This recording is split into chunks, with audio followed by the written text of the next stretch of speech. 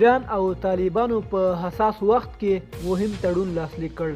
دا چې کوم تړون دی دا ټول معلومات را سره په همدې ویډیو کې کتلی شئ.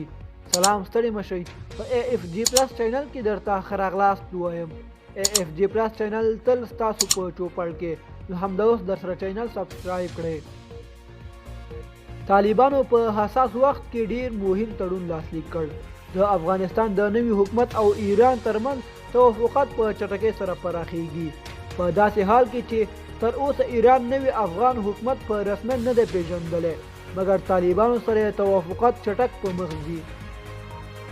د یوه لوري د طالبانو سره اختلافات هم لري، مګر تجاري چارې د دې تر اغیز لاندې نه راځي.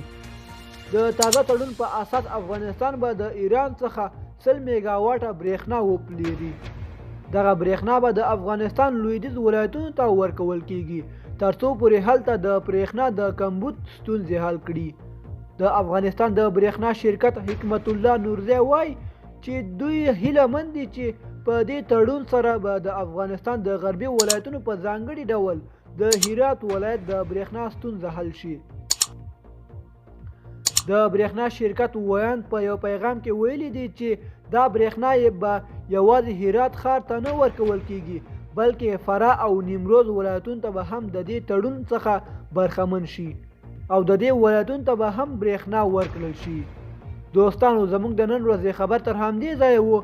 د نورو تازه خبرونو لپاره زموږ یوټیوب چینل در سره سبسکرایب کړئ. والسلام.